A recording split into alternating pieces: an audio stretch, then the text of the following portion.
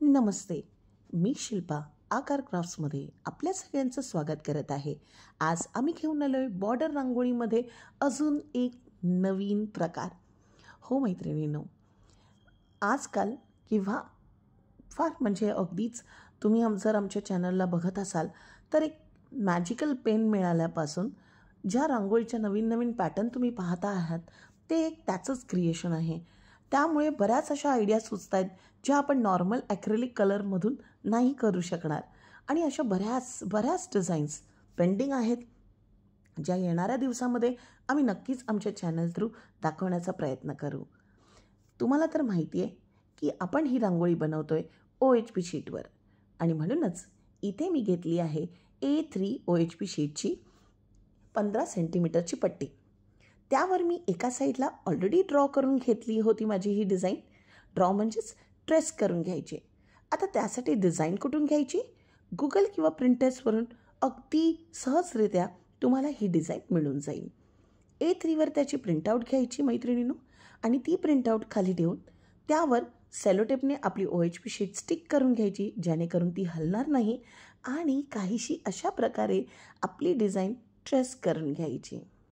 Trace केलेल्या डिझाईनला आपल्या Xerox पेपरवरून वेगळं करायचं. अरेच्छा, इथे एक ट्रायंगल राहिला वाटतं, तोच करून घेते. आता आपल्याला पाहिजे असेल तरच रंगसंगती भरायचे किंवा रांगोळीचं रंग भरायचे आणि जर तुम्हाला बॉर्डर रांगोळी अशीच हवी असेल तर तुम्ही ही अशी सुद्धा वापरू शकता. तुम्हाला सगळ्यांना माहिती आहे की रामायण काळापासून रांगोळी बनवण्याची परंपरा आपल्याकडे सुरू आहे. अगदी रांगोळी हा प्रकार मला तर असं वाटतं अश्मयुगापासून युगानुयुग चालवला. म्हणजे जसं पूर्वी दगड काढून दगडाने अगदी काहीसं कोरायचे डिझाईन्स, तशा पद्धतीने ही सुद्धा रांगोळ्या काढल्या जायच्या. तसंच वेगवेगळे रांगोळीचे फॉर्मॅट आजकाल मार्केटमध्ये अवेलेबल आहेतच. पण स्वतः क्रिएट केलेली रांगोळी जेव्हा आपण वापरू, जेव्हा आपण ती आपल्या उंबरठ्यावर, दारावर, पाटासमोर, देवासमोर ठेवू, त्यामध्ये जी वेगळी मजा असणार आहे ना मैत्रिणींनो, ती काही औरच असेल. आता इथे पहा, OHP शीटला मी एका पट्टीमध्ये कट करून घेतल्यानंतर मी ह्याचे प्रत्येकाचे बॉर्डरसुद्धा कट करून घेते. बॉर्डर म्हणण्यापेक्षा त्याची जी डिझाईन आहे अगदी की वर खाली ट्रायंगल्स, त्या हिशोबाने मी ते कट करून घेते. आता हे का करते? आपण अशी पट्टीसुद्धा लावू शकतो. ज्या मैत्रिणींना कटिंग नीट जमत नाही किंवा त्यांचे कटिंग्समध्ये काही असे टोकेरी भाग दिसतात, त्यांनी अशी स्ट्रिप ठेवली तरीही चालणार आहे. पण मला काहीशी अशी अगदी व्यवस्थित डिझाईनमध्ये आवडते आणि मी ते आवर्जून कट करत असते. आता इथे पहा, OHP शीटचे जे हे असे छोटे छोटे तुकडे होत आहेत ना, हे छोटे छोटे तुकडे घरात इथे तिथे कुठेही टाकू नका. कारण घरात लहान बाळ असेल, मोठे मोठे म्हणजे आपण जेव्हा घरात वावरतो तेव्हा हे जे छोटे छोटे कट केलेले OHP शीट असतात ना मैत्रिणींनो, ते खूप लागतात, टोकेरी असतात, अगदी हातात सुद्धा घुसतात, म्हणजे जखम करू शकतात. आणि म्हणूनच be careful to handle these small tiny pieces.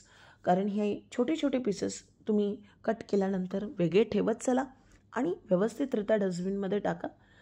जरी आपण पेपरामध्ये, न्यूजपेपरमध्ये रॅप करून डस्टबिनमध्ये टाकलं तर बरं होईल. कारण सगळ्यांनाच माहिती आहे आपण आपल्या पर्यावरणाची काळजीसुद्धा घेतली पाहिजे अशा वेळेला. तर बस कट करून घेतल्यानंतर आपली जी डिझाईन आहे ती काहीशी अशी म्हणजे अगदी व्यवस्थित डिझाईन टू डिझाईन दिसेल.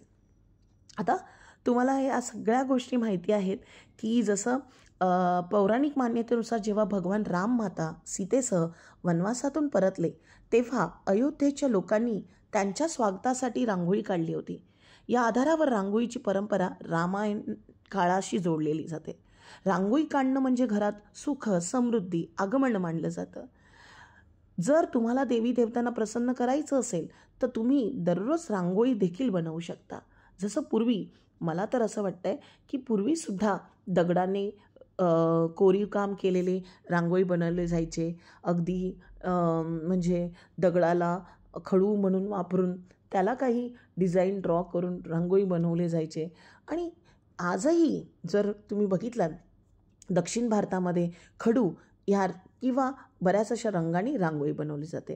आणि आज आपण मॅजिक पेन आपला जसं Camlin metal body paint marker जो आपण वापरतो आहे त्याने आपण रांगोळी बनवतो आहे. डिझाईन आपल्या घरासमोर दारासमोर असणं फार महत्त्वाचं आहे, जी आपल्याला नेहमी प्रसन्न ठेवेल. आपण त्याच्याकडे बघून आपल्याला खूप मस्त वाटेल. काहीशी अशा अगदी विविधपूर्ण डिझाईनने जॉमेट्रिक डिझाईन्स आज मी घेतल्या आहेत. आणि इथे पहा, मी आता आपलं नेहमीचं मिश्रण लावून घेते. त्या मिश्रणाने आपण काय करणार, अगदी हलकेसे रंग आपण आपल्या बॉर्डर रांगोळीमध्ये भरणार आहोत. अशी रांगोळी आपण नेहमी बनवतो ना मैत्रिणींनो, जी आपल्याला बघायला आपल्या डोळ्यांना आवडेल. म्हणजे आजही रांगोळी बघितल्यानंतर आपलं मन प्रसन्न तर होतंच, पण आपल्या घरासमोर असल्यानंतर आपल्या घरामध्ये जेव्हा आपण एंट्री करतो ते एक पॉझिटिव्ह वाईब्स आपल्याला येत असतात. आणि म्हणूनच आपण रांगोळीचा आपल्या घरात सुखसमृद्धी येण्यासाठी वापर करत असतो. आणि म्हणूनच श्रावण महिन्यात तर काढले जातातच रांगोळ्या, पण त्यानंतर येणारं गणपतीत्सव, येणारं दिवाळी, येणारे नवरात्र ह्यामध्ये सुद्धा रांगोळीचा खूप मोठा प्रमाणात उपयोग केला जातो. आता इथे पहा, मिश्रण लावून घ्यायचं, रांगोळी टाकायची आणि नंतर त्यावर पेपरने प्रेस करून एक्सेस रांगोळी झटकून बाहेर काढायची. ही सगळी प्रोसेस पुन्हा पुन्हा रिपीट करायची जोपर्यंत ज्या भागामध्ये आपल्याला रांगोळी टाकून घ्यायची आहे त्या सगळ्या भागामध्ये. आता इथे काहीसं मी पर्पल, पिंक आणि ग्रीन कलरचं कॉम्बिनेशन वापरलं आहे. बॉर्डर रांगोळी म्हटली तर फारच वेगळ्या पद्धतीची त्यामध्ये स्टेप्स बोलू शकतो, पण वेगळ्या पद्धतीचे स्टेप्स येतात. कारण बॉर्डरमध्ये आपल्याला एक पर्टिक्युलर मेजरमेंटमध्ये ती टेप म्हणजे ती पट्टी बसवावी लागते. आणि जसं आपण डॉटेड रांगोळी काढतो किंवा जसे वेगवेगळे संस्कार भारती वेगवेगळे डिझाईनच्या रांगोळी काढतो, म्हणजे सगळ्या रांगोळीच्या प्रकारांमध्ये आपल्याला बॉर्डर रांगोळीसुद्धा एक वेगळ्या सारखा बनवता यायला हवा. आणि म्हणूनच तुमच्यासाठी हा छोटासा प्रयत्न. जसं कालच्या व्हिडिओमध्ये जर तुम्ही बघत असाल तर त्याच्यामध्ये आपण कर्व घेतले होते, अगदी गोलाकार आकार होते त्यामध्ये.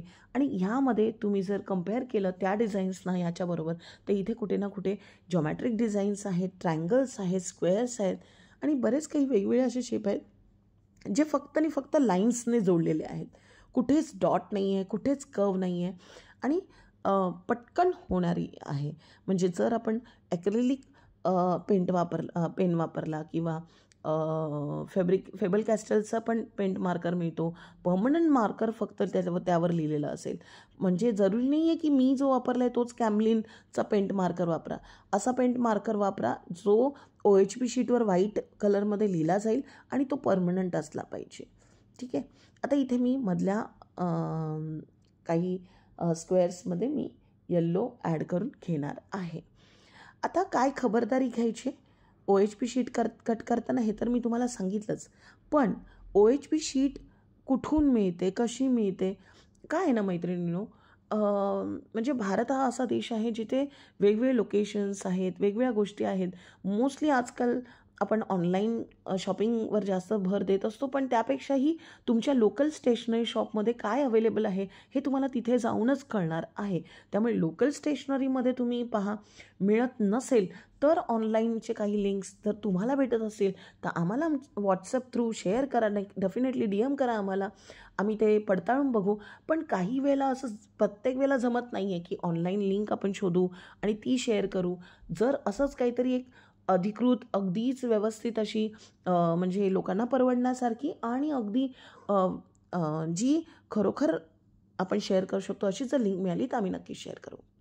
इथे आपण आपली रांगोळी सुकून रेडी आहे.